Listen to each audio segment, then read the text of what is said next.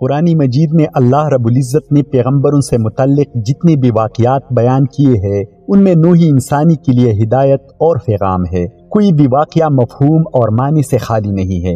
ان میں ایک مشہور و معروف واقعہ اللہ کے پیغمبر حضرت موسیٰ علیہ السلام کا حضرت خضر علیہ السلام سے ملاقات کا ہے، جسے سورہ کہف میں تفصیل سے بیان کیا گیا ہے۔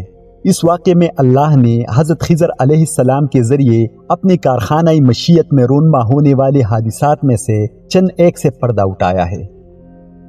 واقعہ کچھ یوں ہے کہ ایک مرتبہ بنی اسرائیل نے حضرت موسیٰ علیہ السلام سے پوچھا کہ اے اللہ کے پیغمبر، اس روئی زمین پر آپ سے بھی کوئی بڑا عالم ہے؟ موسیٰ علیہ السلام نے فرمایا، میں سب سے زیادہ علم والا ہوں۔ لیکن اللہ تبارک و تعالیٰ کو حضرت موسیٰ علیہ السلام کی یہ بات پسند نہیں آئی، لہٰذا موسیٰ علیہ السلام پر وحی آئی کہ ہمارا ایک بندہ مجمع البحرین پر ہے جو آپ سے زیادہ علم رکھتا ہے۔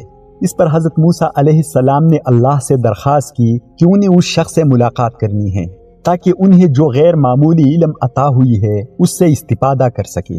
اللہ نے فرمایا، اس بندے کا نام خضر ہے، اس سے آپ کی ملاقات ایک صورت میں ہوگی۔ اللہ نے موسیٰ علیہ السلام کو حکم دیا کہ ایک مچھلی اپنے توشادان میں رکھ لے اور سفر پر نکل پڑے۔ جس مقام پر یہ مچھلی گم ہو جائے گی اس مقام پر وہ شخص ملے گا۔ لہٰذا حضرت موسیٰ علیہ السلام نے مچھلی کو اپنے زنبیل میں رکھا اور اپنی خلیفہ یوشع بن نون کو ساتھ لے کر اس شخص کی تلاش میں نکل پڑے۔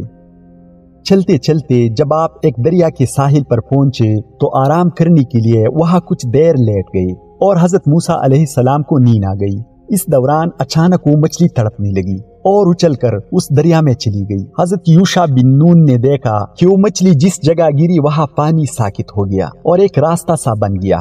جب حضرت موسیٰ علیہ السلام بیدار ہوئے تو حضرت یوشع بن نون انہیں یہ عجیب واقعہ بتانا بھول گئی اور دونوں آگے چل دیے۔ جب دوسری دن یاد آیا تو حضرت یوشع نے انہیں سارا واقعہ سنا دیا۔ حضرت موسیٰ علیہ السلام سمجھ گئے کہ یہ وہی مقام تھا جہاں اس مرد صالح سے ملاقات ہونی تھی، لہٰذا آپ دونوں واپس اسی راستے پر لوٹے اور جب اس مقام پر پہنچے تو دیکھا کہ ایک چٹان پر چادر اڑے ایک شخص بیٹھا ہے۔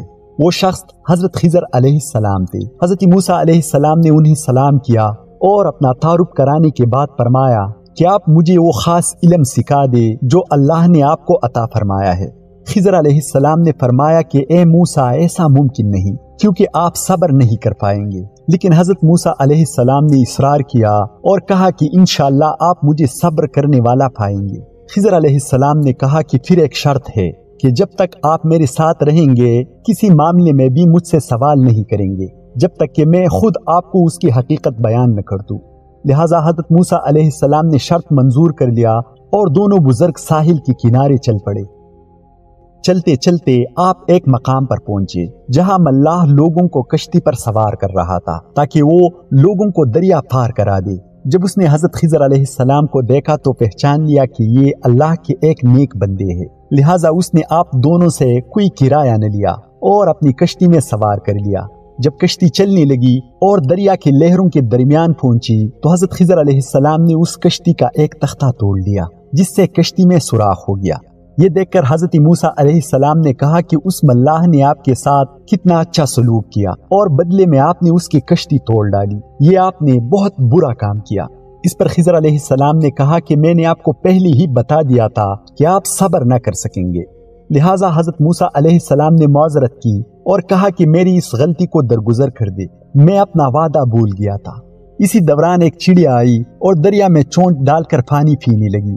حضرت خضر علیہ السلام نے موسیٰ علیہ السلام سے کہا کہ میرا اور آپ دونوں کا علم ملا کر بھی اللہ کی علم کے سامنے اتنی حیثیت بھی نہیں رکھتی جتنا اس فرندے کے چونچ میں دریا کا پانی ہے۔ کشتی ایک ساحل کی کنارے رکی، لہٰذا دونوں حضرات اتر گئے اور آگے چل دیے۔ راستے میں انہیں ایک بچہ نظر آیا جو کھیل رہا تھا۔ حضرت خضر علیہ السلام آگے بڑھے اور اس بچے کا گردن مروڑ کر اسے قتل کر ڈالا۔ یہ دیکھ کر حضرت موسیٰ علیہ السلام بہت غضبناک ہوئے اور غصے میں بولے، یہ آپ نے کیا کر ڈالا؟ آپ نے ایک معصوم نفس کی جان لے لی۔ خضر علیہ السلام نے کہا کہ میں نے کہہ دیا تھا کہ آپ میرے ساتھ صبر و ضبط نہ کر پائیں گے۔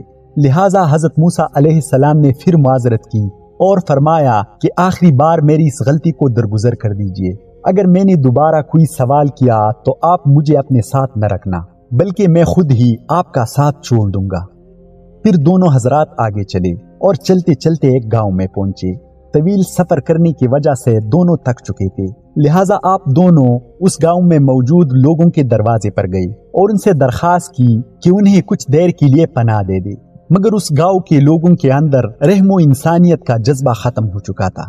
انہوں نے آپ دونوں کی مدد کرنے کے بجائے انہیں پناہ اور کھانا دینے سے انکار کر دیا اور انہیں وہاں سے دھتکار دیا۔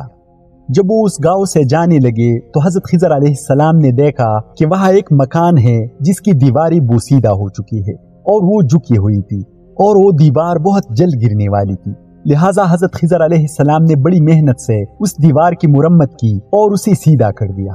یہ دیکھ کر موسیٰ علیہ السلام نے کہا، بستی والوں نے نہ ہی ہمیں پناہ دی اور نہ مہمان نوازی کی، لیکن اس کے باوجود آپ نے ان کا یہ دیوار سیدھا کر دیا۔ آپ کو چاہیے تھا کہ اس کے بدلے ان سے کچھ اجرت ہی لے لیتے۔ یہ سن کر حضرت خضر علیہ السلام نے فرمایا، اب تمہارے اور میرے راستے الگ ہوتے ہیں، افسوس کہ تم سے صبر نہ ہو سکا، لیکن میں تم سے جدا ہونے سے پہلے ان کاموں کی وجہ بتا دیتا ہوں جو میں نے کیے۔ اس کشتی کو توڑنے کی وجہ یہ تھی کہ وہ ملاح وہ کشتی لے کر ایک ایسی جگہ سے گزرنے والا تھا جہاں ایک ظالم بادشاہ کی حکومت ہے اور وہ اس علاقے سے گزرنے والی ہر کشتی کو ضبط کر لیتا ہے، لیکن جب وہ اس علاقے سے گزریں گے تو اس کشتی میں نقص ہونے کی وجہ سے ان سے کشتی نہیں چھینے گا اور اس غریب ملاح کا روزگار بچ جائے گا، اور وہ بچہ جسے میں نے قتل کیا وہ بڑا ہو کر ایک بدکار شخص بننے والا تھا جو کفر اور سرکشی کرتا اور اپنے والدین کے لیے آفت بن جاتا، لہٰذا بحکم الہی میں نے اسے قتل کر دیا تاکہ اس کے ماں باپ اس کے فتنے سے محفوظ رہے، اور اب بدلے میں اللہ انہیں ایک نیک اور صالح اولاد سے نوازے گا۔ اور وہ دیوار جس کی میں نے مرمت کی، اس دیوار کے نیچے ایک خزانہ دفن ہے جو 2 یتیم بچوں کی وراثت ہے جسے ان کے باپ نے وہاں دفن کر دیا تھا۔ اگر وہ دیوار گر جاتی تو بستی کے لوگ وہ خزانہ چھین لیتے، مگر اب وہ خزانہ محفوظ ہے، اور جب وہ یتیم بچے جوان ہوں گے تو وہ خزانہ انہیں مل جائے گا اور اس طرح وراثت ان کے اصلی حقدار تک پہنچ جائے گی۔ اے موسیٰ، یہ سارے کام میں نے خود اپنی مرضی سے نہیں کیے، بلکہ یہ اللہ رب العزت کا حکم تھا جس پر تم صبر نہ کر سکے۔ یہ وہ خاص علم تھا جسے علم لدنی کہا جاتا ہے، جو حضرت خضر علیہ السلام کو اللہ کی طرف سے عطا کیا گیا تھا۔ اس واقعے سے یہ پتہ چلتا ہے کہ انسان کی ظاہری نگاہ جو دیکھتا ہے وہ اس سے اپنی مرضی کی نتائج اخذ کرتا ہے۔